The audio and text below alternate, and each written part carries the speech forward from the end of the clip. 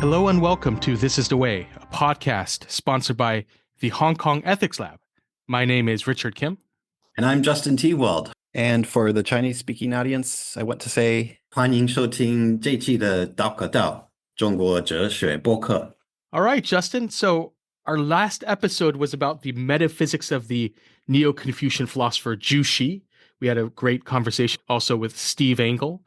And now, this time, we've decided to keep the discussion going and talk about his views on the unity of the virtues, which is a very classic issue that we find in the West for sure, but it turns out also by a number of Confucian thinkers, including Zhu Xi. Zhu Xi, to remind the listeners, is a central figure from the Song dynasty. And Justin, you've written quite a lot about Zhu Xi, and which is a little unusual in the Western world in that I think a lot of people know more about Confucius and Mencius.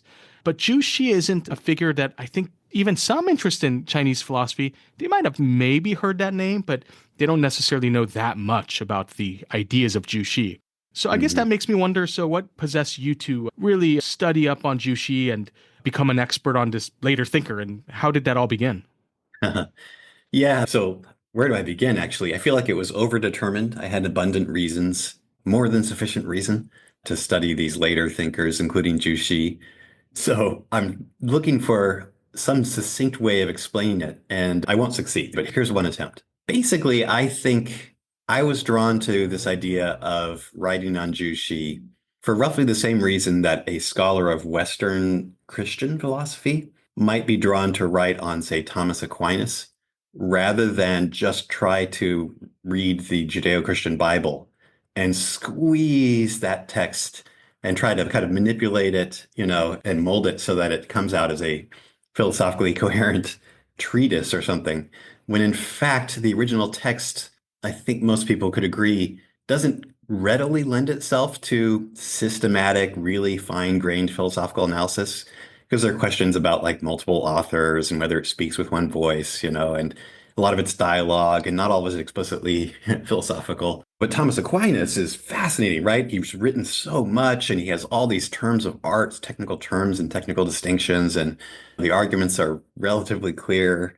So Zhu Xi kind of stands to the Confucian tradition, especially to the Analects and the Mencius, the Mengzi, is roughly in the same way that like Thomas Aquinas stands to the Judeo-Christian Bible, if that makes any sense. He's just a systematic thinker. There are tens of thousands of pages of Zhu Xi's writings. He's really careful about his terms. He thinks very carefully about, whether one thing is a requirement for another or a constituent of the other. He's just a good systematic philosophical thinker. By the way, I feel bad about using that analogy because actually I think that the Analects and the Mengzi, the Mencius, are more philosophical than the Judeo-Christian Bible, so it's like more explicitly philosophical. There are, arguments, there are, especially in Mencius, you see him developing some technical terms. But, at the time that I was in graduate school, it's kind of true that I've always been the sort of person who likes to strike out, and I've had this sort of adventurous spirit, so I'd like to strike out and unearth new stuff that people haven't discovered before. And it felt like that soil had been tilled many, many times, the soil of Mencius and the Analects, and for that matter, the Tao Te Ching and even the Zhuangzi. Yeah, that's my attempt to say it succinctly. There's so much more I could say. I mean, the other thing is that the beating heart of my philosophical impetus, my drive, is probably moral psychology, and these later Confucians, these Neo-Confucians, the heart of their enterprise is moral psychology, I think. They have a lot to say about metaphysics, knowledge, epistemology, and ethics, of course, political philosophy. But it's really what's driving so much of the theorizing is an interest in getting the moral psychology right. So for me, that's just great fun, Yeah, I like this comparison with Aquinas because in a way, Zhu Xi and Aquinas are also both extending the tradition, using ideas, different frameworks. I mean, Aquinas, of course, is borrowing a lot from Aristotle, and although as well as certain Islamic and Jewish thinkers, and Zhu Xi is also, he has a vast knowledge also, of course, of the Taoist and Buddhist traditions. And yeah, while he finds Yes. problems with them. But still, I think it's unquestionable that he also, in some ways, learns from those traditions and is able to incorporate certain concepts and ideas into his own readings of the classical Confucian canon. Yeah, so I guess what we see is these traditions, when they're productive and healthy and in good order, they also get extended by these brilliant thinkers over time. And I mean, Zhu Yes. Xi lived, we should say, so Song Dynasty, what, wasn't he like 1030 to 1100, somewhere around there? 1130 to 1200. Yeah, so Okay, close. 1130 to Yeah, 1200. Okay, sorry. yeah. Off by Yeah, 1 years off by exactly. one 100 century. years Yeah, exactly. Yeah. that's right. And Aquinas was, I believe, 25 to 1270, right around there. Oh, So, yeah. so yeah, he came just right after Zhu Xi. Yeah, half a world away. Yeah. The parallels are striking. And yes, another very important one is that Zhu Xi is essentially extending the classical Confucian tradition, just as Aquinas is extending the classical Greek tradition, I think. Mm-hmm.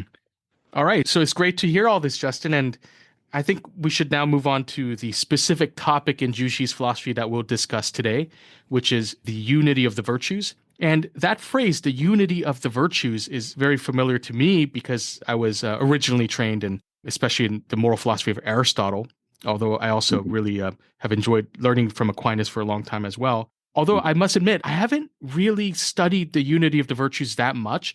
I have kind of a passing understanding, but I've always meant to think more about it. So this will be a great opportunity for me.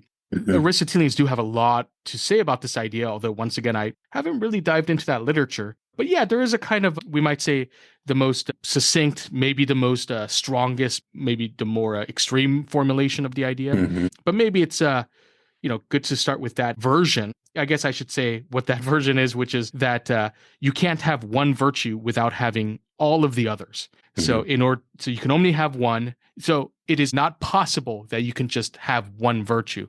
And if you have one virtue, then all of the other virtues follow.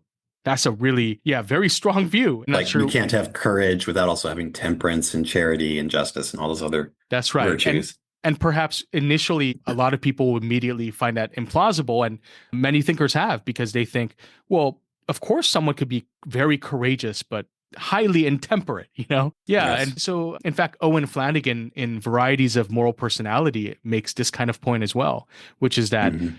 people are extremely complicated, and it looks like, yeah, people have such different ways of being and doing in the world, and some people are just much more gifted in one domain of Mhm. moral value and or virtue. And so it just seems like when we think about someone like, let's say, Oscar Schindler would be a great example. He was very Yes. heroic. Yes. He did this beautiful act to save so many. Compassionate. Yeah, Yeah. compassion. But he was kind of known as a kind of a A philanderer. womanizer, yeah, Yeah. philanderer Mhm. and intemperate. So no one would really quite say that he has all these other virtues, but maybe in terms of compassion, maybe at least during that period, I mean, he certainly exemplified that. So yeah, there's a Yeah. lot of fascinating cases like this throughout history. Yeah, that's all super interesting to me as well. And, even though I'm not nearly as steeped in Aristotelianism as you are, I've always been struck by this idea that actually, if people are interested in unity of virtues, and a lot of people who work on Western virtue ethics and Aristotelianism are, the Neo-Confucian tradition, not just Zhu Xi, but other Neo-Confucians of his era, have a lot to say about it that in some ways is both more down to earth and realistic than the kind of strong or extreme formulation that you mentioned. You can't have one without having all the others. And also just have more nuance, more subtlety in their analysis of it. I mean, basically, if you want to know the short story, by the time the founders of Neo-Confucianism, as I think of it, came along, and those were the Chung brothers in the 11th century. They're Chung Hao and his younger brother Chung Yi. By the time they came along, it was pretty well established among Confucians that the virtues depended on each other in various ways, that there was a kind of unity of virtues that in many cases you couldn't instantiate one virtue, such as, say, righteousness or ritual propriety, without also instantiating ren or humaneness, benevolence. But the Chung brothers had this idea that of all the virtues, although they are unified in various ways, still the virtue of ren or humaneness is the most fundamental or the most central.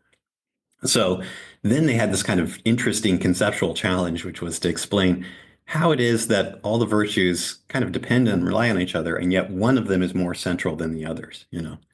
And that was the project that I think the Chung brothers set out for later Neo-Confucians. So by the time we get to Zhu Xi, who lives Essentially, I think of him as being about 2 generations later after them. As you mentioned, he was born in 1130 and died in 1200. So that was the 12th century, more or less. And then his student, Chun, Chenchun, was even further developed his views about the unity of virtues. He actually has a kind of chapter-length essay in his best-known book that more or less catalogs all the ways in which virtues can be co-instantiated. And if we're feeling really geeky someday, maybe we could do an episode just about that discussion. And he sees himself as synthesizing the thought of his teacher, Zhu Xi, although in some ways I think he also goes beyond his teacher. So the point is, there's a lot of discourse about this. And we hadn't even talked about, in some ways, what's the most interesting feature of this unity of virtues discourse in Neo-Confucianism, which is that they tend to explain, this isn't the only way they explain the unity of virtues, but oftentimes they use an analogy to the seasons to explain how the virtues are unified. And here it's really important to pay attention to the season of the spring. So, as I mentioned earlier, for the Confucians, the Neo-Confucians, including Zhu Xi, the virtue of benevolence of the 4 cardinal virtues, which are humaneness, righteousness, ritual propriety, and wisdom. Humaneness or benevolence, that translates the character ren, is the most important, the most fundamental, the most central. In some sense, all the other virtues, including the 3 other cardinal virtues, depend upon ren. And it's supposed to be a kind of asymmetrical dependence. So, they depend on ren more than ren depends on them. Mm-hmm. Yeah, And it would that's be interesting. Yeah, to explore what kind of dependency that would be, like a temporal, or is it more of a kind of foundational? You're right. There's a lot we could say about it. I mean, so right, on a temporal dependence means, dependence over time. So you have to have humaneness first, and then you can have the other virtues later. Mm-hmm. And they do endorse that idea too. Hmm. But there's also a kind of conceptual or logical, as they sometimes say, dependence, I think. Once we start reading the passages, we'll be able to kind of parse all the various senses in which these dependencies exist, Mm-hmm. between the virtues. Mm-hmm. So And I like that idea of like comparing it to the seasons. So I'm excited about reflecting on the seasons can help us kind of, or can illuminate our understanding of benevolence and these other virtues.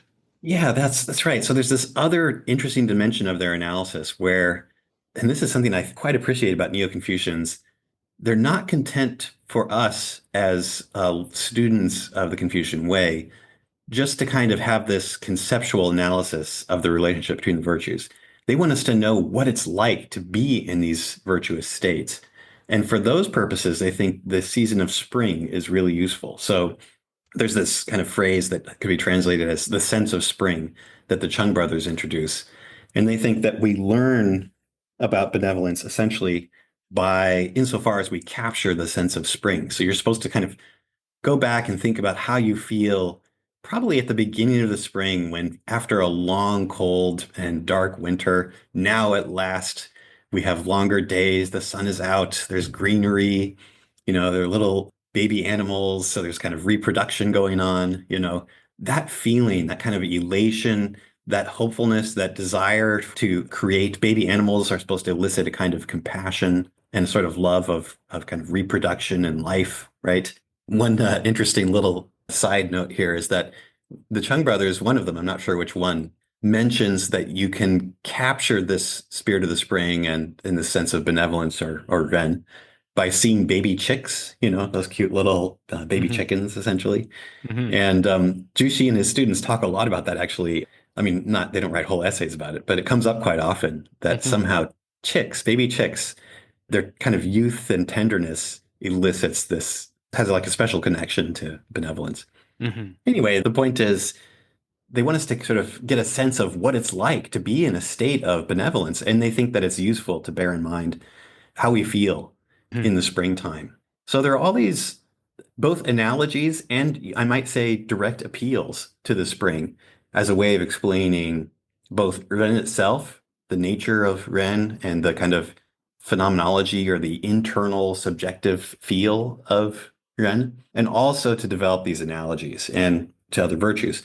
And so one very influential metaphor that the Chung brothers introduced and Zhu Xi really develops is this idea that the spring embraces the other seasons, just as Ren, benevolence or humaneness, embraces the other cardinal virtues. So the idea is that somehow, you know, summer, autumn, and winter, they kind of get their point and purpose from the spring, and their kind of characteristic activities depend upon the characteristic activities of the spring. In some sense, they wouldn't have their meaning and value, the other seasons, unless the spring occurred.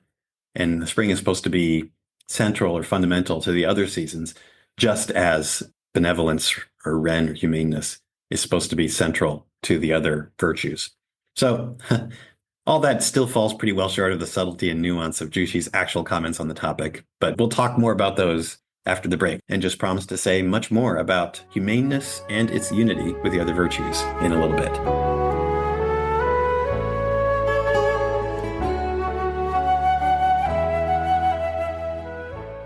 All right, so we are back, and again, today's topic is Zhu Xi on the unity of the virtues. And here, the unity of virtues we might broadly gloss as something like the virtues are interconnected in some way. Now, of course, that's a very broad way of putting it, and we'll have to really dig into the passages and kind of reflect on Zhu Xi to kind of get a sense of what exactly the connections are. And I think that's a kind of a complicated question, actually, in and of itself. So we'll definitely explore that issue. Yeah, Justin, do you have anything to add here? Yeah, you're right. It's hard. So, like, the strongest version of the unity of virtues is this kind of Aristotelian thesis that you can't have one virtue without having all the others.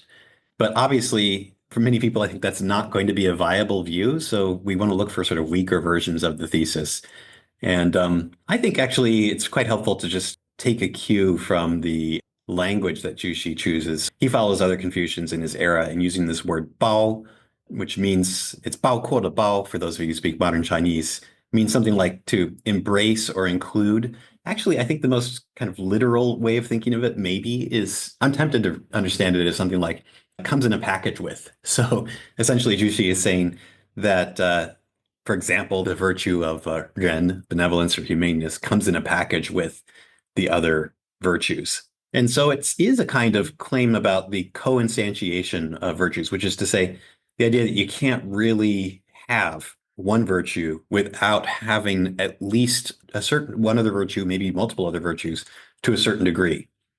So weaker versions of the unity of virtue thesis, weaker than the Aristotelian version, says something like, you can't have one virtue, or maybe you can't have the most perfect form or even the near perfect form of that virtue without having some others to a certain degree. A stock example from the Confucian context might be something like this.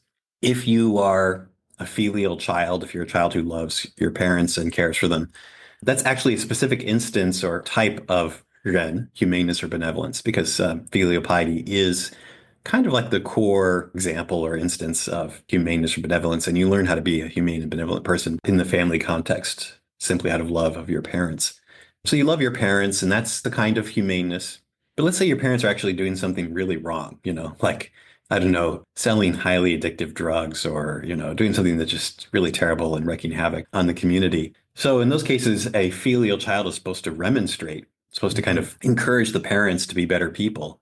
And on later Confucian analysis, that means that there is a kind of righteousness to your benevolence, because righteousness is about, righteousness is motivated by this desire to instantiate a kind of justice.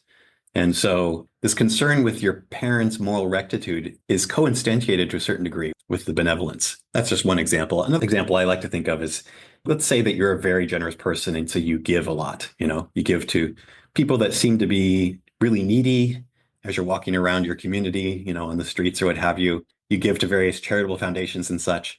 But let's say you do it in this really kind of clueless way that shows no respect to the people that you give to, like you're just kind of rude about it, or you do it in a way that reminds them of how dependent they are on you. That's an example of instantiating a kind of humaneness or benevolence. I think that's an example of ren that's not perfect. And it's not perfect because you're not showing respect. And respect is something that you express through ritual propriety on the Confucian view. You show your respect by, bowing and the way you hold your head and the tone of voice and so on, how you walk in the presence of someone else. And so it seems like in order to have the kind of more perfect version of benevolence, you have to have a certain amount of ritual propriety. That's also a kind of unity of virtues thesis, but it's, I think, a weaker one than the Aristotelian one. It's just saying that you can't have the kind of the ideal benevolence if you're a very philanthropic person and you donate a lot to various people and causes. You can't have the ideal version of benevolence in those cases without also instantiating a certain amount of ritual propriety and respect. So that's the kind of the thesis, the version of the unity of virtues that we're going with today. And this actually reminds me, I should probably say a little bit more about the long-standing Confucian view about the cardinal virtues. So if you consider yourself a Confucian today in the 21st century, and actually for much of history, you probably thought that there were 5 cardinal virtues, which are renyi, leisure, and xing. That's humaneness, righteousness, ritual propriety, wisdom, and xing is something like reliability or faithfulness. We're only going to talk about 4 of those because Zhu Xi happens to think that the 5th one is always entailed or implied by the others. Anyway, the passages we're going to look at, he only talks about 4 of the cardinal virtues. And these are the 4 that we can trace to the Mencius or the Mengzi. These are the first 4 that I mentioned. So renyi, li, zhi, the humaneness, righteousness, ritual propriety, and wisdom. Those among our audience who have read some Mengzi probably remember. Those are the 4 that have their own sprouts, their own distinctive sprouts. They're just considered to be the most important virtues. And in some sense, you kind of understand the other virtues, and the other virtues get their value in some sense from these 4. So Zhu Xi has a lot to say about the 4 and their relationships to each other. So I think the important thing to remember about Zhu Xi's analysis is that although he thinks that all 4 of these virtues sometimes require each other in various ways, and he has very complex views, very kind of organic, sophisticated views about the ways in which they require each other. He doesn't think they always require each other. Doesn't think they always fully require each other. It's not that you have to have like the full virtue of ritual propriety in every case in order to have benevolence. He still thinks that there's this interesting asymmetry in terms of their dependence on each other. And that's because ren, the virtue of humaneness or benevolence, is the most fundamental virtue. In some sense, the most central one. All the other virtues get their point and purpose, they get their value from ren, and they depend upon ren, on humaneness or benevolence, in a kind of asymmetrical way. They depend on it more centrally or more fundamentally than the others do. Now, I know it's all very abstract, but I mentioned this abstract point just to kind of set the stage for our discussion, because that's basically the issue that Zhu Xi is trying to illustrate and explain and analyze in the passages that we've selected for today. Yeah, I did want to quickly ask, though, just to clarify for, I think, some of the listeners who are very familiar with Ren in the Analects, because there it's used maybe in a different sense from a more of a kind of narrower, specific virtue of like care, let's say. It seems like there Ren or is humaneness, as is sometimes translated, or yeah. goodness. It's more of a kind of a overarching virtue, like overall goodness. And so it seems like, at least today, when we're talking about Ren, we're talking more about the kind of specific, narrower value of care. Is that right? Yes, thank you for bringing this up, Richard. Yeah, that's really important for the Neo-Confucian analysis of Ren. So I essentially think that by the time we get to the Neo-Confucians, it's well understood that there are 2 senses of Ren. One is what we'll call the comprehensive sense. So if you have Ren as a comprehensive virtue, it means that in some sense you're fully virtuous in all respects. And the other is a narrow sense. And the narrow sense essentially has to do with good caring. So it's the virtue of caring well for others. That you see lots of definitions of Ren in classical sources that invoke this idea of I, which now is often translated as love, but in classical texts is better understood as care. So it's the virtue of good caring or appropriate caring. So you're supposed to think of, when you're thinking about what's distinctive about Ren in the narrow sense, as opposed to the other 3 cardinal virtues like righteousness, ritual propriety, and so on. It has something to do with that it's with motivation, the characteristic motivation for this virtue, which is a kind of tender feeling, compassion, all these attitudes and feelings that fall under the umbrella of care. So I think of the narrow sense of Ren is essentially, it's the virtue of good caring. Mm-hmm. And good caring would be something like looking out for the well-being or the welfare of the person, something like that, the interest of the other. Yes, that's right. So if we want to know what good caring is about, yes, it's about having a kind of pro attitude, toward others such that you are invested in and want for them to be well off, to have their interests promoted. Yeah. There's a really interesting conceptual issue here that the Neo-Confucians analyze really in great detail with a lot of subtlety and kind of multifaceted analysis. And that is, in what sense is Ren, in the narrow sense, which is the virtue of good caring, kind of central for comprehensive virtue, being virtuous in the well-rounded sense? And that's another thing they're trying to get at when they talk about how all four seasons are embraced by spring. The season of the spring, in some sense, provides the point and purpose for the other seasons. Yeah, so I feel like I should give just a little bit of historical context before we read the passage itself. So basically, I see the Neo-Confucian tradition as being founded by the Cheng brothers, who are Cheng Hao and Cheng Yi from the 11th century. And by their time, it had become common for Confucians to compare the virtue of Ren, which is, again, the virtue of good caring, to the season of the spring. And sometimes they kind of raise this point to make a conceptual point about how the seasons relate to each other and how that's analogous to how the virtues relate to each other. But sometimes they're just trying to give us a sense of what it actually feels like internally or subjectively to be in a state of Ren. And I'm really fascinated actually with this idea that you can capture the feeling of Ren by thinking about how you feel when spring arrives, And that's basically what they suggest, is that if you have a sense of the springtime, if you have a kind of that springtime mood, you have a sense of what Ren is like. So I've mentioned in the introduction, you're supposed to think about, after a long, dark winter, how nice it is when finally you have these longer days and everything is blooming and there's all this greenery. And there are all these little baby animals, including baby chicks, which are apparently especially well attuned to elicit this sense of Ren in us. And I actually think maybe they're kind of afraid to say it because they're staid, very orthodox Confucians, but they're basically asking us to imagine how love is in the air, in the springtime. And people are more likely to be pairing up and beginning to form families and thinking about having children and so on. All of that is meant to elicit a sense of what it's like to be in a state of Ren. They think that Ren, humaneness or benevolence, is essentially a virtue about life, growth, development, procreation, all different senses of this word, Chinese word sheng, which is understood as, sometimes translated as life, and it's understood as being a kind of important or fundamental value on the later Confucian view. So, yeah, I'm just saying more or less that according to the Cheng brothers, and then later according to Zhu Xi, who follows them very closely, you're supposed to think about the spring mood, essentially the mood you're in the springtime in order to better understand Ren. And you're supposed to think about how the season of the spring connects to and relates to the other seasons in order to understand how Ren relates to the other cardinal virtues. Yeah, so that sets the stage for our first passage, I think. All right, so let's look at this first passage, and I will read it now. This is a translation slightly modified from the work of you, Justin, and Steve Engel. Okay, so, yes. Yeah. So here's how the passage goes. It is like the four seasons. One must see the divisions between the four seasons, but also see how the spring encompasses the other three seasons. The qi of the four seasons varies from warm to cool, to hot to cold. When the qi is cool or cold, then life is not produced. When the qi is hot in the summer, this too is not a time for producing life.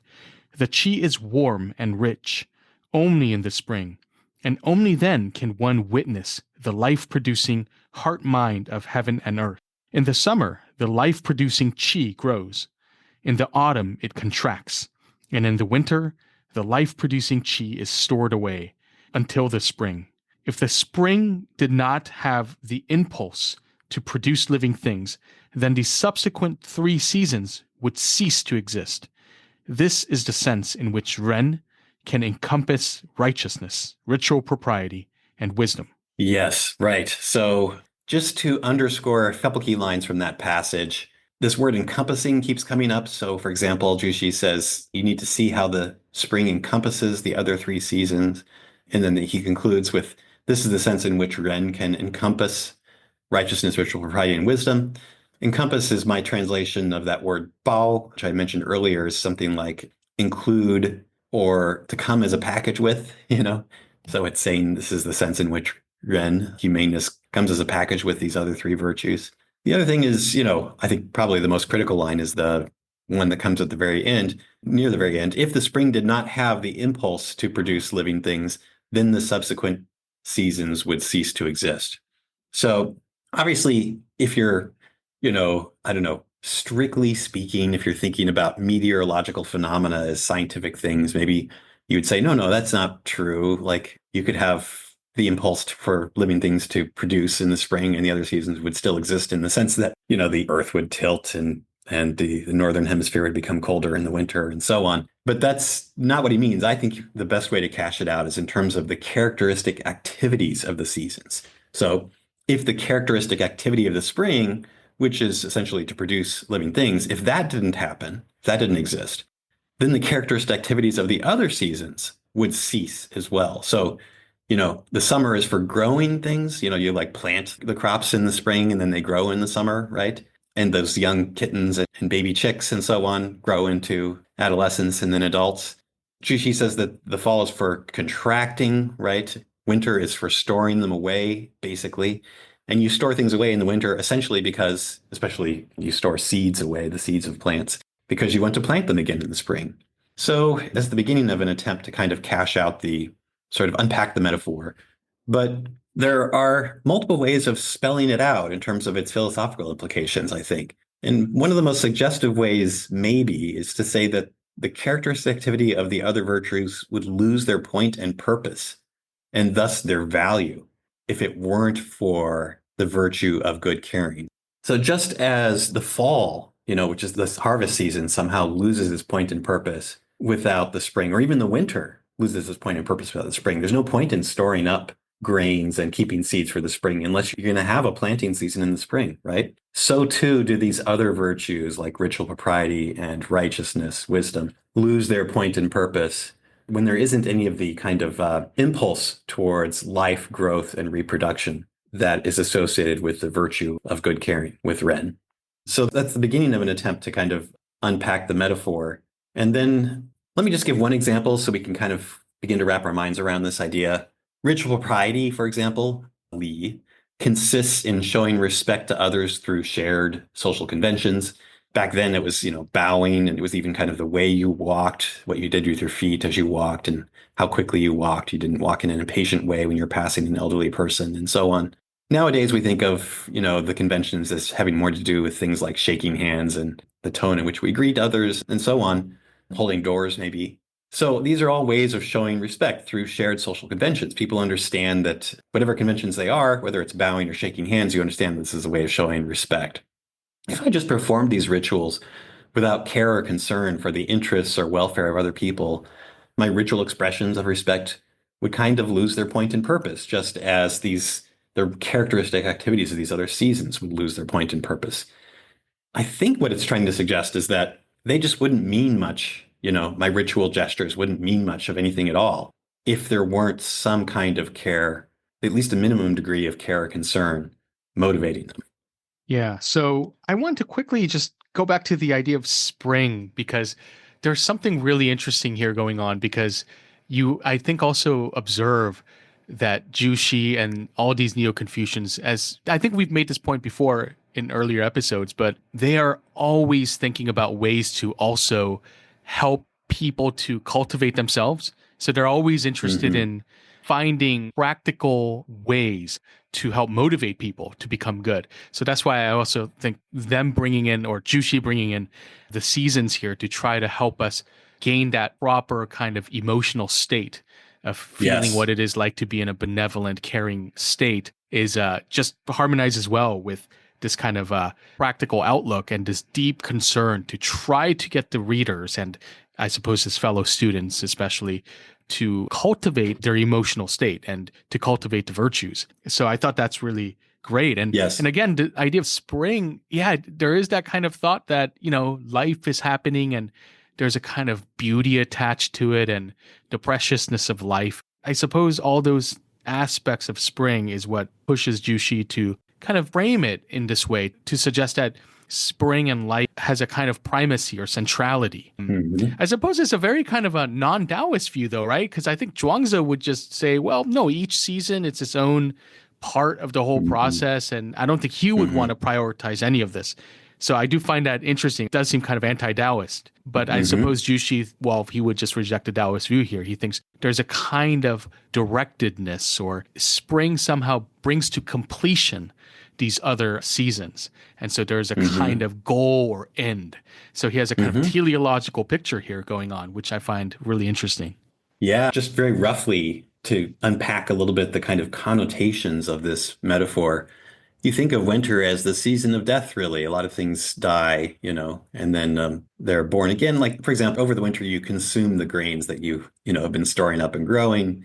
You keep these seeds, but, the seeds aren't really the plant itself. And then they give birth to new plants in the spring again. Yeah, it's interesting. Like, there's a way of reading Zhuangzi as saying that you should ultimately, from what we've been calling the heavenly point of view, see both life and death as equal. No one of them is any better or worse than the other. And yeah, the Confucians, by this point in the history of Chinese philosophy, they're busy distinguishing their views from Buddhist and Taoist views. So they're eager to distinguish themselves from Buddhists and Taoists. And that means that, yeah, they're going to argue that over and against what they perceive as Taoist views, that in some sense, the spring is more important, more fundamental to all the other seasons. And we could extend, as you've just done, Richard, this to the idea of life and death itself. Life is in some sense more fundamental in value to death. That doesn't mean that there isn't a place for death in the proper order of things, but Mhm. life is still more central. Yeah. Yeah. And I think that is quite intuitive. We cherish life more and we find beauty in Yeah. life. And, that image of like newborn chicks or like a newborn baby, I mean, they're kind of vulnerable and fragile and we appreciate them and we want to protect them. I suppose, yeah, we also want to protect the elderly, but that's for sure. But it does seem to me like, yeah, that's right. There is this kind of intuitive thought that life is at the heart of living. I don't know. That's kind of Yes. not a very great way to put it. But yes, certainly we are mortal creatures and we have to accept our, mortality and the coming of death. And that's part of the process too. But to Yeah. say, well, they're just, one kind of event and, on par, I'm kind of with Jush on this actually. Yeah. And there's this, it's tempting when you hear about the centrality of life and life production and growth and development in Confucian ethics to think that there's this kind of maximization view that you're just trying to have as much life as possible. So like Hmm. everyone should live as long as possible. Like if Hmm. immortality were possible, you should go for it, even at the expense of great personal suffering or what have you. I've been a little bit sloppy up until now because actually the way they describe the fundamental good is not just life. They don't just say it's about life.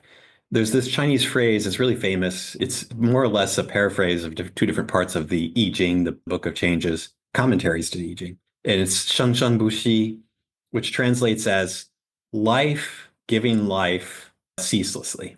So, I mean, it can be spelled out a number of different ways, but the rough idea is you have mutual life generativity. You have living creatures giving life to other creatures.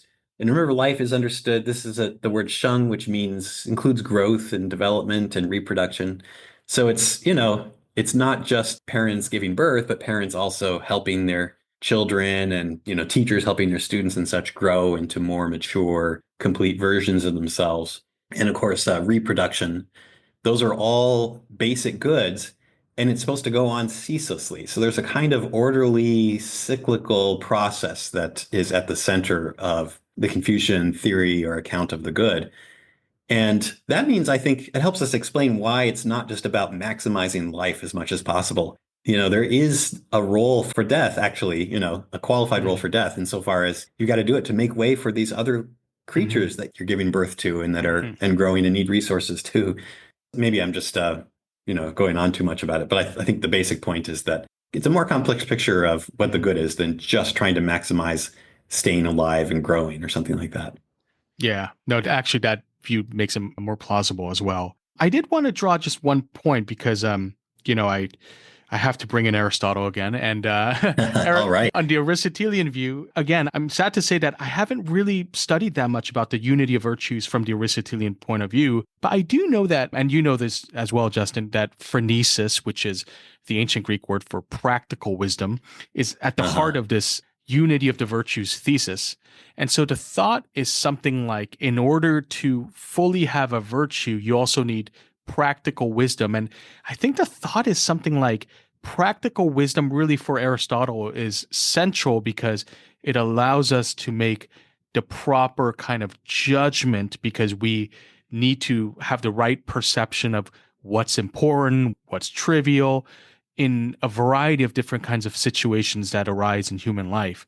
And so Yeah. I guess I always kind of thought of the unity of virtues as having, at least for Aristotle, anchored in the importance of practical wisdom. Because so even if we have a lot of caring, like if I help my drug addicted cousin, get more drugs out of care because, I don't want him to see him suffer and he's just begging me, it might not necessarily be the good thing to do for him for the long term. I might try to Yeah. say, look, I need to cut you off. This is actually what they say, or how you should act at some point toward like someone that you love who is addicted, and try to Yeah. get them to treatment. So sometimes care, or like, my own case would be like my kids, they just love watching TV or eating too much candy. And, I kind of have I have a fair level of empathy. And so I feel their pain. And, I used to be a kid as well. But of course, it wouldn't be a good thing for them to kind of give into some of those like basic kind of caring kind of emotions.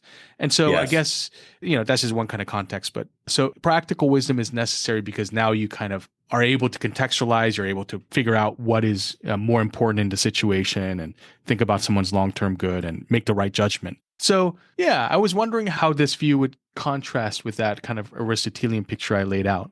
Yeah, that's a good question. And I always worry that I just have a kind of like I'm wearing blinders or something when it comes to the Aristotelian thesis about the unity of virtues, because it seems to me that I'm not sure that I'm characterizing it correctly. You can correct me if I'm wrong, Richard, but it seems to me that Aristotle makes this move where he says essentially that in order to have any one virtue, you have to have your priorities straight. So it's not, as your example, let's go with that.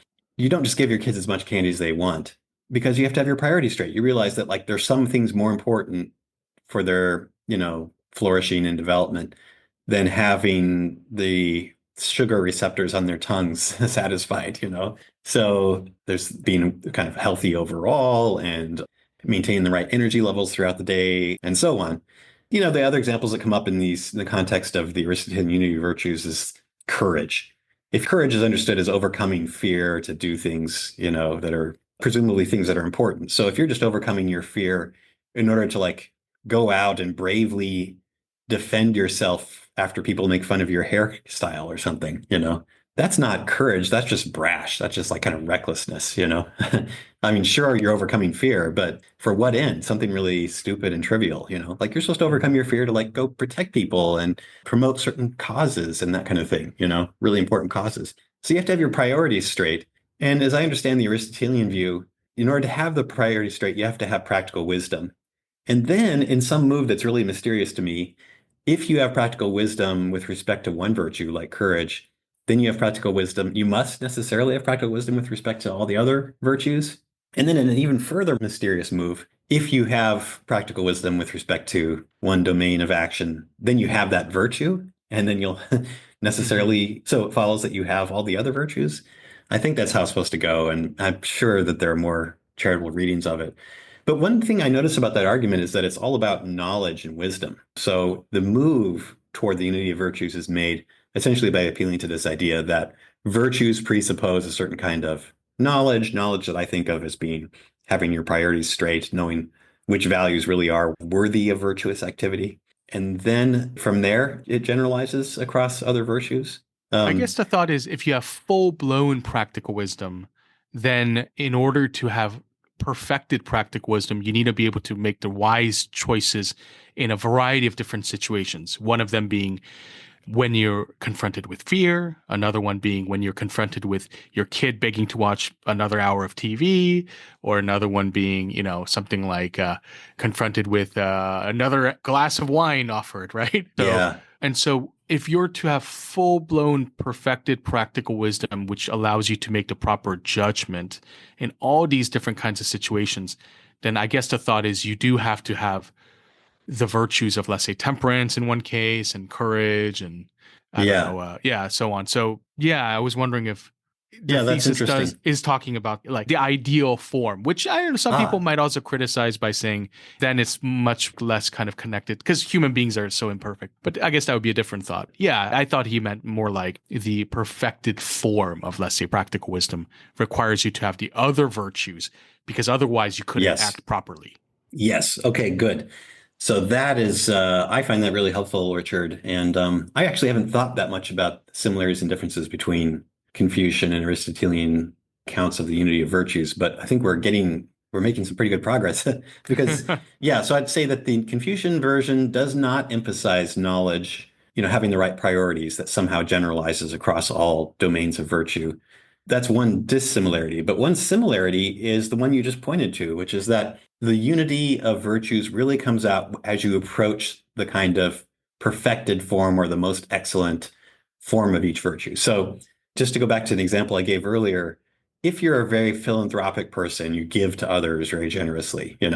So, you see someone who's clearly in need, maybe they're homeless on the street and they're asking for food or help of some kind, and you give to them, that has some value, I think, on the Confucian view. That is at least, let's say you give to them, but without much respect or consideration, like you just kind of say, oh, you need my help? Yeah, I like to help people like you because I know you're in a pretty pitiful state and you're a very sorry person. Like you're kind of reminding them of all the things that are terrible about their lives. Mhm. That's not a very nice or respectful way of giving. So, and yet it's still a kind of value. I think Confucians would say it still meets a minimum threshold such that it counts as somewhat humane. We can say a person who gives that way, even if they're doing it in this kind of really impolite or kind of apathetic or disrespectful way, is still being humane. It's just that it's not the perfected, ideal, or even near ideal form of humaneness. In order to So they become would give some weight to that. So like someone who spits on a dollar bill and throws it at the beggar. I guess yeah. my intuition would have been that has no value at all, or at least there's no praise whatsoever I would give. It almost like would Mm-hmm. show a kind of viciousness on the part of that person if they Mm-hmm. I mean, I guess in that case, maybe they would agree. They would just say, yeah, but there's no care at all there. They're just kind of like Mm-hmm. exemplifying their pride or, yeah, like, I don't know, some kind of Yeah, contempt. right. So one thing the Confucians could say is that in that case, there is no care at all. It Right. doesn't count as ritually proper because Mm-hmm. it's not even caring if they're just kind Mm-hmm. of throwing the money at the person. Mm-hmm. That I think is, consonant in some ways with their view, insofar as they think humaneness or Ren is the central one. I mean, there's this really interesting philosophical issue that isn't well discussed, but for people who write on the unity of virtues in Confucianism, I feel like they kind of dance around this issue without actually facing it squarely. And that is that really what the Confucians are saying is that all the virtues often presuppose each other. So remember my example of full benevolence or humaneness presupposes that there's going to be a certain amount of ritual propriety in the kind of most excellent version of humaneness. We could add that there's going to be a certain amount of righteousness in the most excellent virtue of humaneness too. Why is that? Well, righteousness is the virtue, among other things, that kind of tracks justice and fairness to people, making sure that Mm-hmm. everyone gets their due. So Mm-hmm. if you're the kind of philanthropist that goes out and the first person that begs money from you on the street, you give them $1 million, which now makes them super rich and, is a lost opportunity to give to other important causes. That's not ideal benevolence or humaneness either, right? So all these other virtues, in some sense, are needed. You need to instantiate them in order to instantiate the kind of ideal version of benevolence. So that Mm-hmm. suggests that on the one hand, righteousness and ritual propriety depend upon Ren, humaneness or Mm-hmm. benevolence, Mm-hmm. for their perfected form. And also virtues like ritual propriety and righteousness are depended upon in order to instantiate the perfected form of Ren or humaneness or benevolence. So it goes both Mm-hmm. ways, right? Does that Mm-hmm. make you wonder, well, why do we say that humaneness or benevolence is more central, than the others? Aren't they just all kind of like equally codependent or something? Why this idea that somehow it's more central? Yeah, so that should be explored in this next passage, right? That we're going to discuss about the Yeah. outgrowth. Yeah, Yeah, that's a good so point. So the second passage that we're going to discuss today is a passage from Zhu Xi where he suggests that the other three virtues, the cardinal virtues that is, are natural outgrowths of Ren or humaneness. And Yeah. that seems like a little bit of a different point than the unity point that we've been discussing so far. Yeah, do you want to read Yeah. that passage for us, Justin? Yeah, you're right. It is a different point. So what we've been talking about now is how you can't instantiate the kind of highest forms of the virtues without instantiating a certain degree of the other virtues at the same time. What we're going to talk about now is more like the motivation for the virtues. The second passage that I'm going to read is more about how the other virtues are motivated. And it's suggesting that in some sense, the other virtues that aren't Ren depend upon, which remember, Ren is the virtue of good caring. They depend upon good caring motivationally in some sense. That is, like, you can't really get the other virtues unless there's some kind of good caring at the foundations or in the historical origins of the virtue. So yeah, I'll read it. And this is once again tapping into this idea that Ren closely corresponds with the springtime. This is Zhu Xi. Ren has the sense of warmth and gentleness. Righteousness has the sense of sternness and decisiveness. Ritual propriety has the sense of public display. Wisdom has the sense of exercising restraint without any outward signs. All four of these are in our nature, so they're natural for us. But the sages only regard the pursuit of Ren as most urgent. For Ren is the first among the four. If we constantly maintain the sense of warmth and gentleness within, then when it comes time to make a public display of ritual propriety, we can naturally display it publicly. When it comes time to be stern and decisive, we will naturally be stern and decisive. And when it comes time to exercise restraint, we will naturally exercise restraint. If you put the other virtuous feelings in charge, then they will no longer be able to work successfully with their counterparts. This is how Ren encompasses all four. So that passage, that's my translation. I don't know if anyone has translated it before, so I just used my own. I have a paper forthcoming that I'll post a link to where I translate it. And that one to me is just rich. There's so many suggestive comments here. So first of all, you're supposed to think of the kind of warmth and gentleness you feel in the spring. That's what it's you're supposed to associate with the state of being in a kind of benevolent or humane state of mind. And then it goes on to say, although all four of these are natural for us, the sages regard the pursuit of Ren as the most urgent, the most pressing. Learn to be Ren first in some sense, That's the most important task, is to capture that sense of warmth and gentleness and develop the virtue of good caring.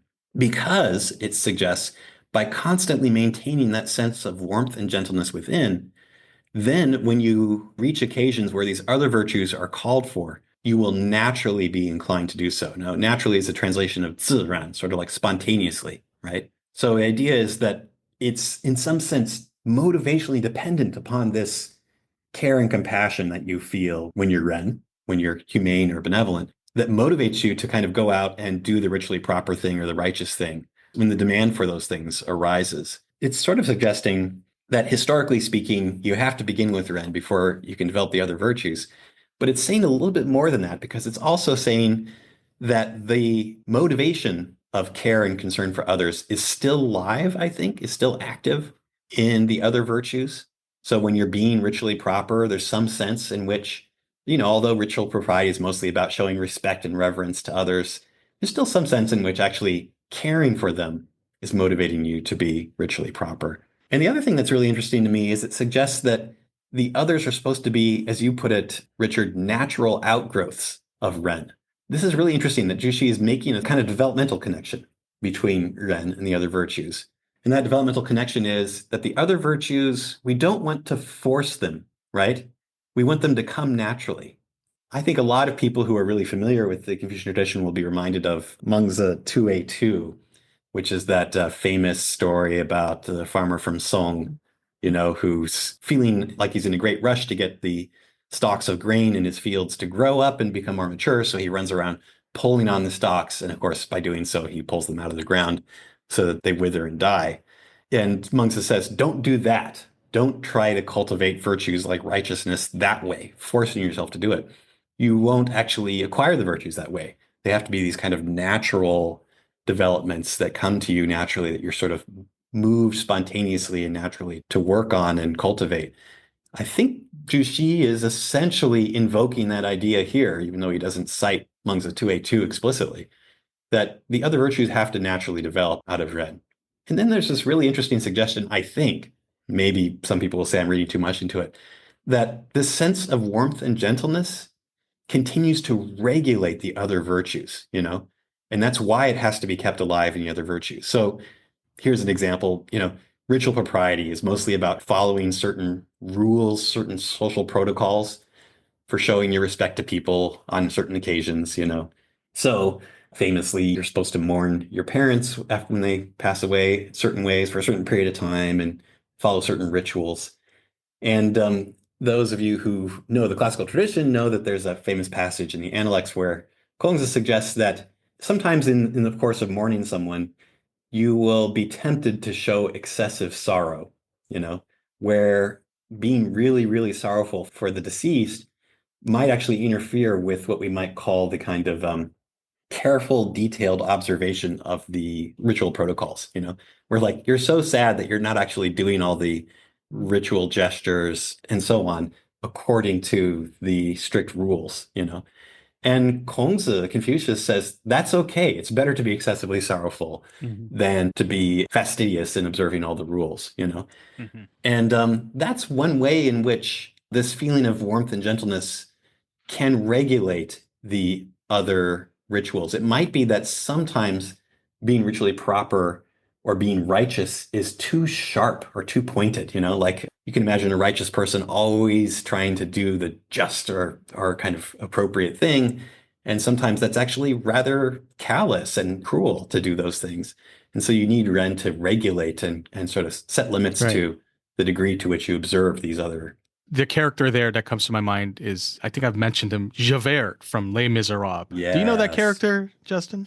Yes, Yeah, he yes. pursues Jean Valjean, and he's all about the law. And I think Yeah. Russell Crowe played him, and he sang badly, but he he played Javert in the last Yeah. rendition, I think. But yeah, Javert is like, he's not like horribly vicious person exactly. He's just like a very strict guy who just goes by the law, Yes. And yes. Jean Valjean, despite the fact that he stole a loaf of bread to feed his siblings, must pay. And everyone Yeah. always kind of feels like, wow, man, come on, like you gotta you gotta have some Ren, you gotta have some care and compassion and a sense Yeah, of warm that's a great gentleness. example. Yeah, he's weirdly obsessive with lawfulness, with being everyone observing and obeying the law. He seems to have this view that like if it all goes to hell if we don't strictly follow the law.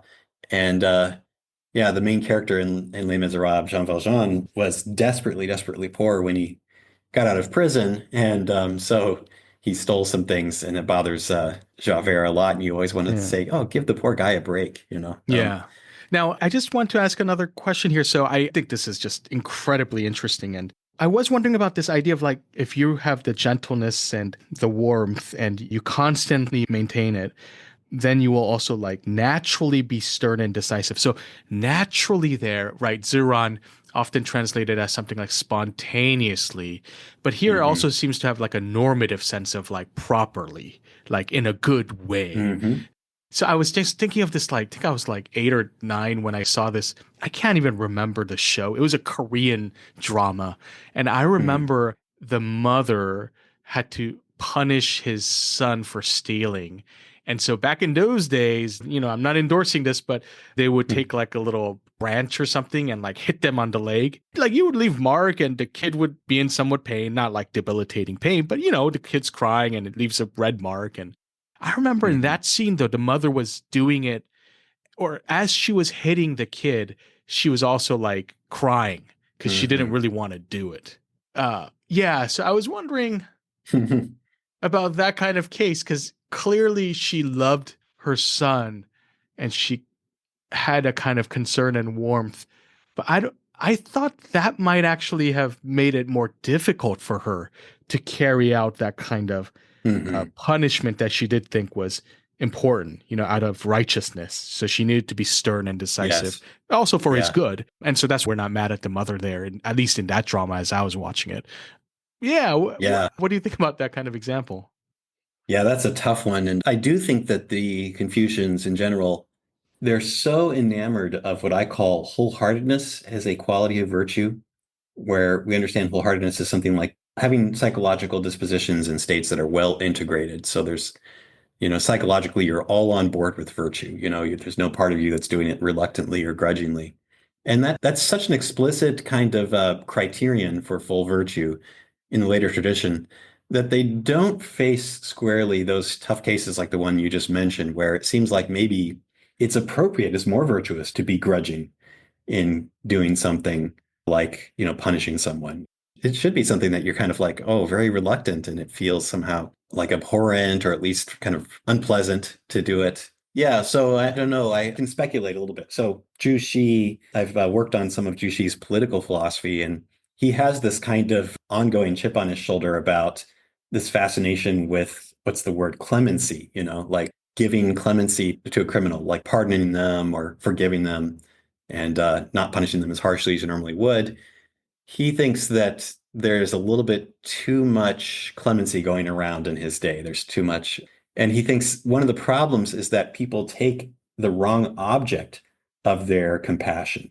So, like, someone is being punished for a terrible crime, such as murder or something. And that's because you're thinking about how this person who's going to be executed has a family and the family will suffer without him and so on.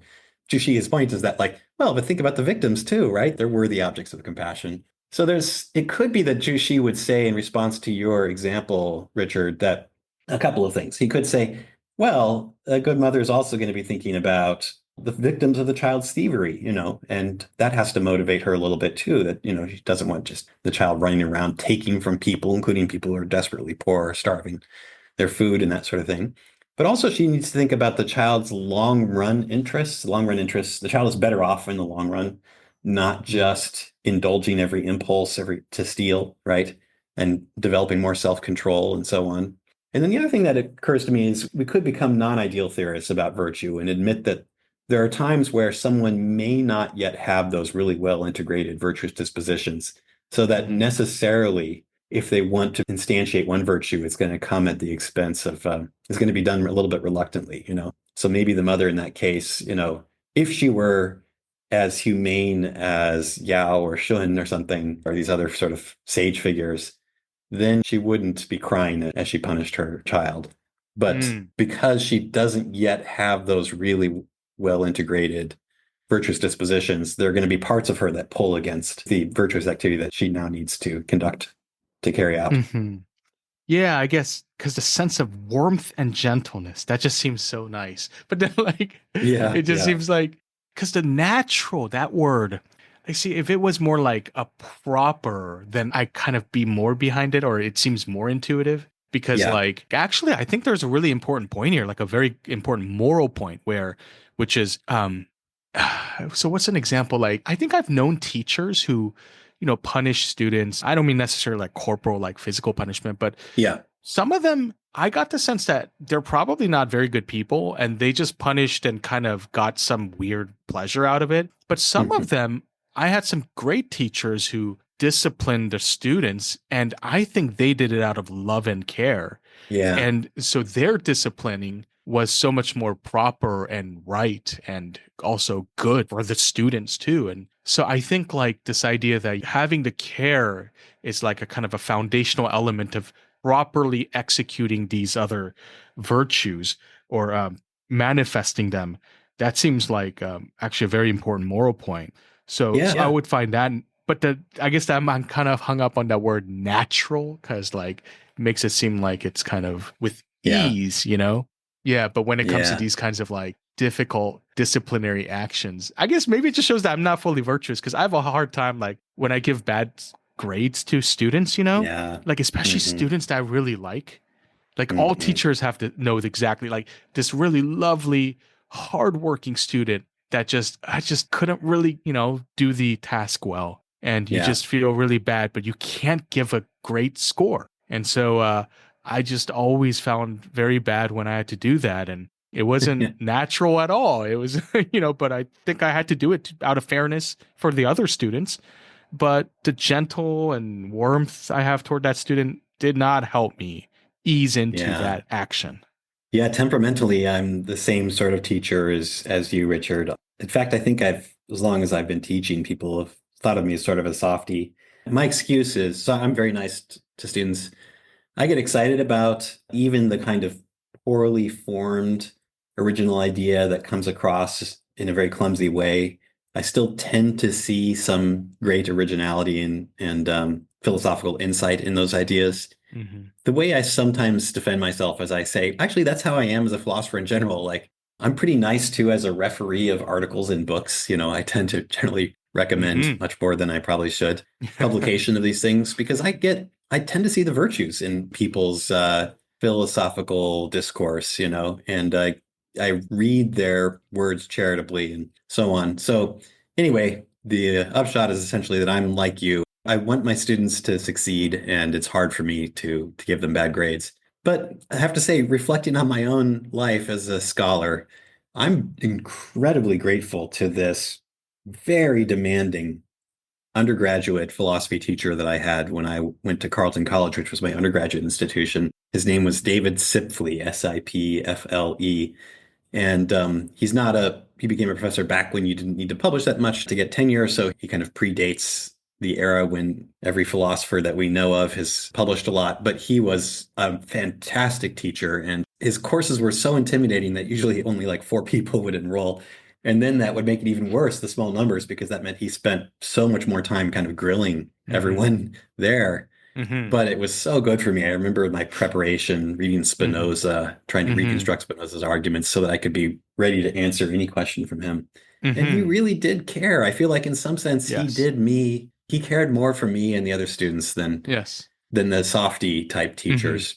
Yeah, he's not like a warm hugger, and people are different of personality and temperament, and that's just maybe how the world should be, and there's nothing wrong about that. But I do sometimes appreciate those hard asses, who it's just so hard to get a compliment out of them, and they have a kind of grouchiness. But if they do say something nice, then you get the sense that they really do mean it because they wouldn't just like say it. That's so I remember one example for me was Lee Yearly. So he's not exactly like the warmest of persons. No. Although I think he's a terrific scholar. But he complimented me on this one talk I gave. And he said I really enjoyed your talk. That was a good talk. And that's all he said, and he just walked away. And I just got a kick out of it because I was like, Yearly rarely gives, compliments, it seemed to me. Yeah. And so it actually mattered more. And so, that was a cool experience for me. No, you're right. It's the praise from those sorts of teachers means so much more. And I think we've just sort of undergone an extended justification of what's sometimes called tough love, right? Tough love parenting, tough love teaching.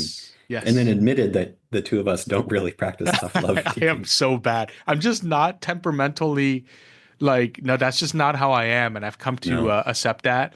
But I appreciate we need sometimes people like that in the world too, the tough lovers. And they don't actually get liked as much. They don't necessarily get high rate my professor evals, but they can be really good teachers and really make change students' lives. And they might be even more caring actually than a lot of, fuzzy, warm-hearted people. Yes, absolutely. Yeah. Yeah, I find this all very interesting, this idea that in some sense, Yuan, understood as the virtue of good caring, which is associated somehow with warmth and gentleness, regulates the other virtues, that it still plays some role in the background of regulating and sort of setting limits maybe, or maybe amplifying the other virtues in various ways. And I wanted to kind of get back to this other question that I raised earlier, which was, if you see, as the later Confucians really do, that in some sense, all the virtues require the other virtues to fully instantiate their kind of ideal form, So the most excellent kind of benevolence does require some righteousness and ritual propriety and wisdom. And the most excellent kind of ritual propriety does require some benevolence and righteousness and so on. Then why do they keep insisting that somehow Yuan, humaneness or benevolence, is the most central? it seems like they're kind of symmetrically dependent on each other. And Hmm. we shouldn't imagine one being at the center, but they're all just being kind of a series of crisscrossing lines between all the virtues. And in the second passage, we see one answer to that question, which is that Ren is, at least developmentally, the first one you have to work on because the other ones naturally grow out of Ren, and you want the other virtues to grow naturally. You don't want to force them. So that's one answer. Another answer I'm tempted by, and this is the answer that I gave in this paper that I wrote in response to Li Shenyang's most recent book. So there's a really, really good, fascinating, excellent, sincere scholar of Confucianism that I really admire named Li Shenyang. I guess he publishes in English, so I should give his personal name first, Shenyang Li. And he wrote a book called Reshaping Confucianism. There's a chapter on it where he builds on some of his earlier work in arguing that for Confucians, all virtues are care-centered. And I think he's right about that. I think he's absolutely right. And I use Zhu Xi to elaborate on that thesis that all virtues are care-centered. But one thing I try to do in that paper is I try to explain how it is that Ren is more central than the others, despite the fact that they all depend on each other, you know? And one way I attempt to spell it out, I don't know what you'll think of this, Richard, is it seems to me that for the Confucians, including Zhu Xi, you have to have a certain minimum amount of care in order to have any valuable virtue of any other kind at all. Whereas you can have some Ren. Now, we're not talking about excellence or the highest forms of Ren, just a kind of modest amount, a minimum threshold, meet a minimum threshold of Ren. You can have some of that without having the others. So if you are that kind of person who gives to good causes, but without showing any respect to the people you give to, that's still a good thing, Obviously, it's not ideal benevolence or humaneness, but it's still a good thing. But the reverse isn't true. If you are being ritually proper and showing your respect, but you're just going through the motions and you don't actually care about the people that you're being ritually proper to and showing respect to, that's not a good thing. So there's a kind of total dependence on Ren of the other virtues. They depend on Ren to have any value at all. That doesn't go the other way. Ren doesn't totally depend on the other virtues in order to have some value at all. Now, admittedly, all virtues, as you get towards their most excellent or ideal forms, do very much depend on each other. But at least it's asymmetrical in that sense. That's one hypothesis that I float anyway in trying to explain the centrality of Ren for the later Confucians. Yeah. So how about that kind of example of like giving money to your, meth addicted cousin? I mean, Yeah, right. I don't know if there's any value there. Or would we say that, well, at least he was trying to help? I don't know. It's tough. I'm not sure how I would judge that. Yeah, so I suspect that a very enterprising 21st century Confucian could find some way of showing that giving money to your meth addicted cousin is not really motivated by care and concern for the cousin.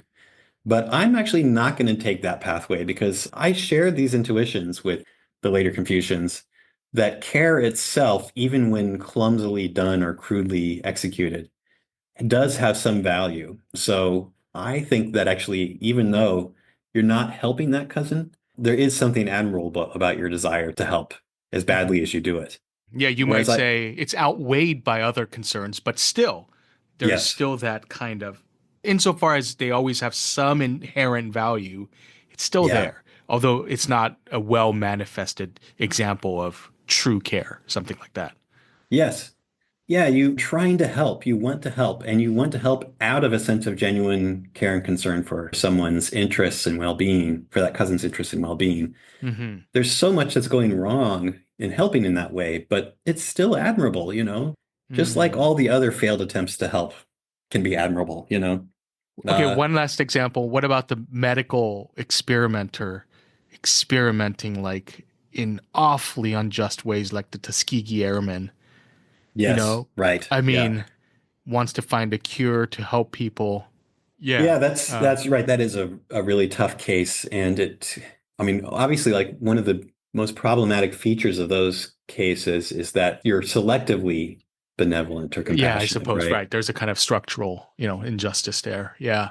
Yeah. And maybe the cleaner case would be something like the doctor who, takes the organs of the homeless guy and distributes it to the, 4 dying people that need organ transplants. That's the classic, organ carver case that Yes. is often brought up in bioethics.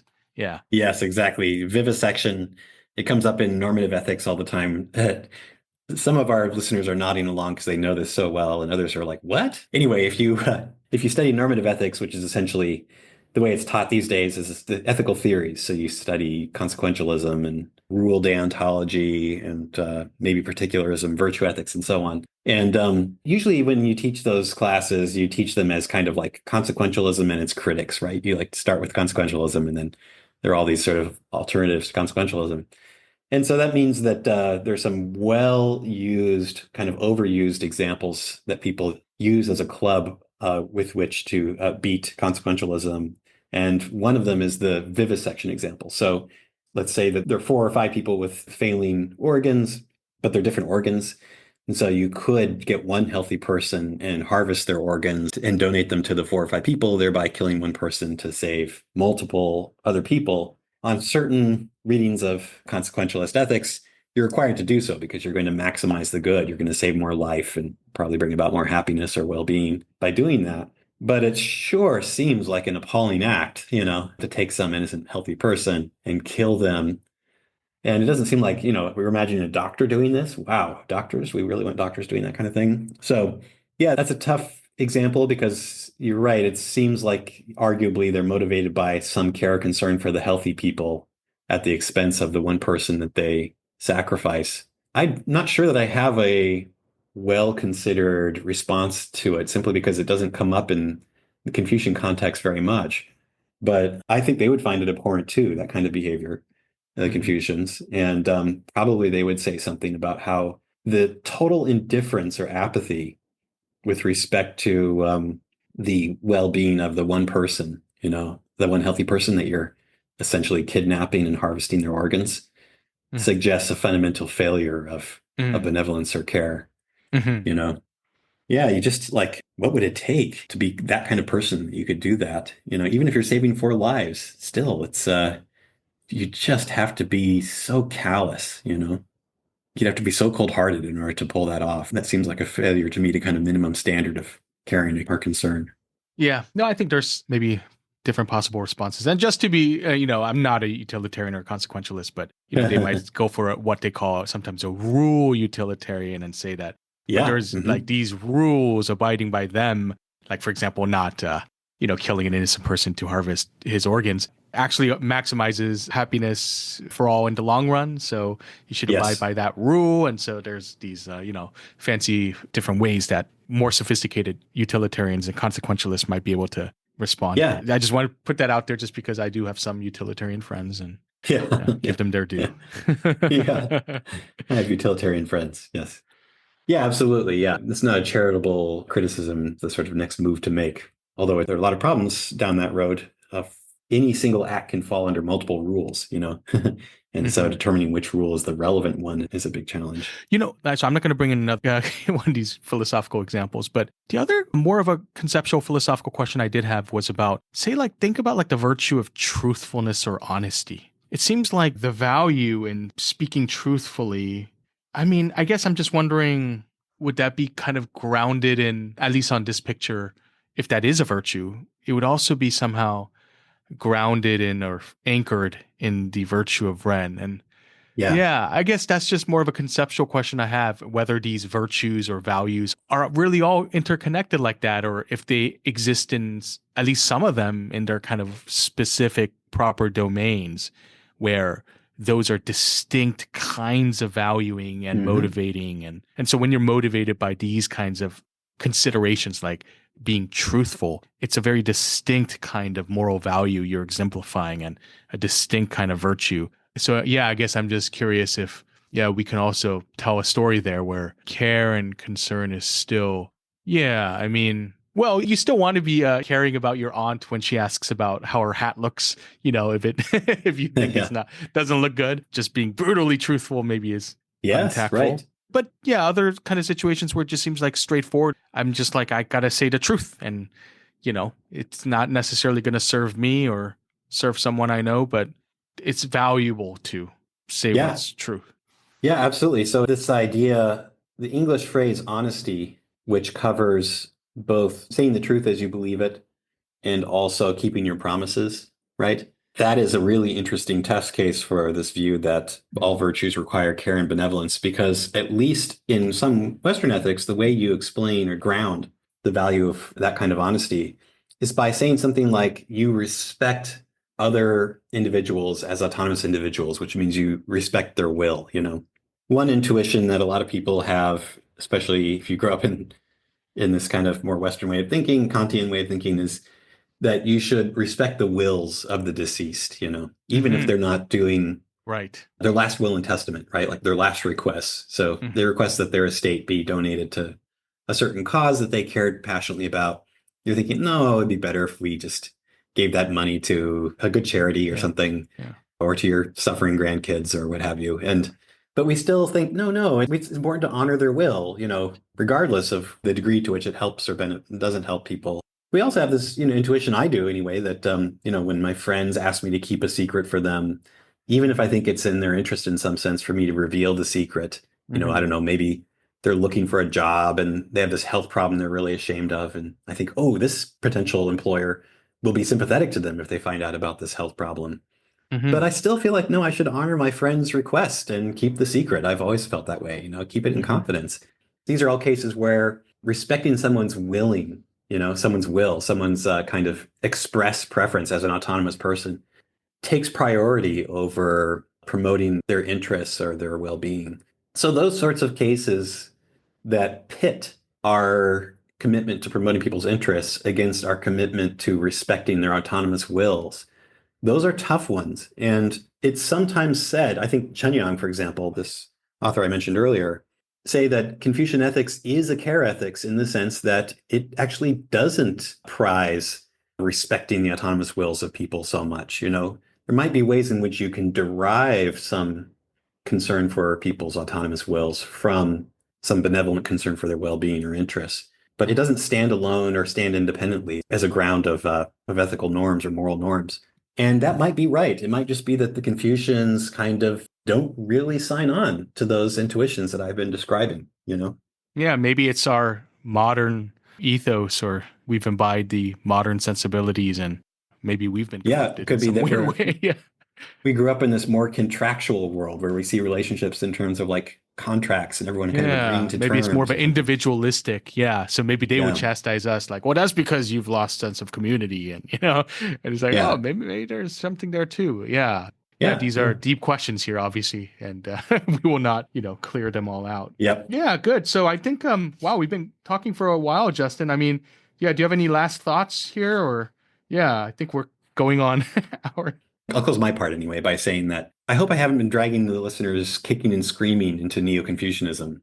I know that Neo-Confucianism is tough, and it's many of the listeners are kind of most excited about the philosophers they've heard of, and they haven't heard of Zhu Xi.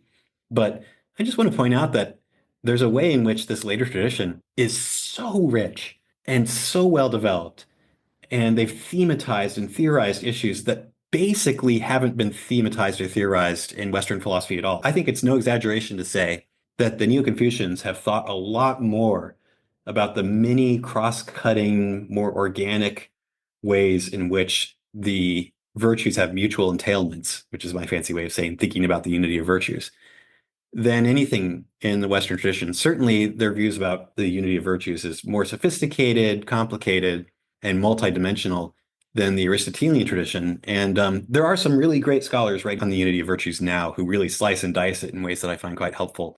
But it still lacks the kind of organic coherence that we find in the Neo-Confucian tradition, where they're really thinking about how to apply virtues as package deals to life in all of its complexity and in all of its, subtle differences and so on.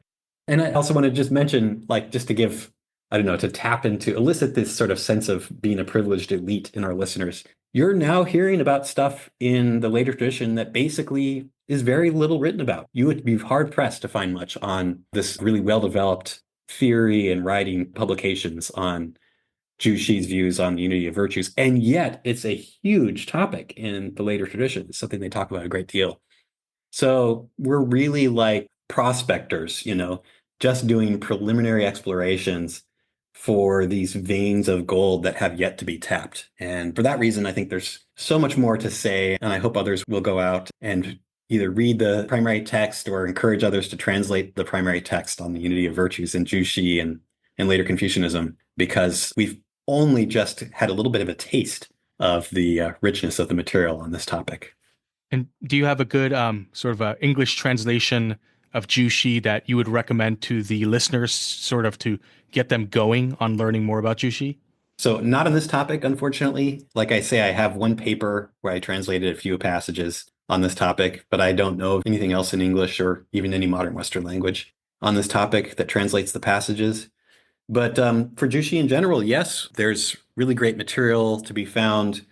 PJ Ivanhoe edited a translation that attempts to cover Zhu Xi's philosophy more comprehensively, called Zhu Xi: Selected Writings. Mm-hmm. And what was nice about that translation is Zhu Xi is such a complex thinker with so many facets and dimensions that really, if you want to do a translation of all of aspects of Zhu Xi's thought, his ritual theory, his views about politics, his views about moral psychology, you need to draw in different experts because no one person is conversant enough in all those different facets to translate it all well. And so that's what he did in his volume. There's the expert in Zhu Xi's hermeneutics, theories of reading, poetry. Mm-hmm. Yes. There's an No, expert that's a in great collection. Moral psychology and metaphysics, of course. Yeah. Yeah. Yeah, no, that's a great collection by PJ Ivanhoe. So yeah, I would totally second that recommendation. Yeah, great. Good. Well, so I suppose we've covered the topic, probably more than covered it. And so I guess we'll say reluctantly, that was the way for today. 感谢你们的收听, and we will see you next time. Bye, everyone.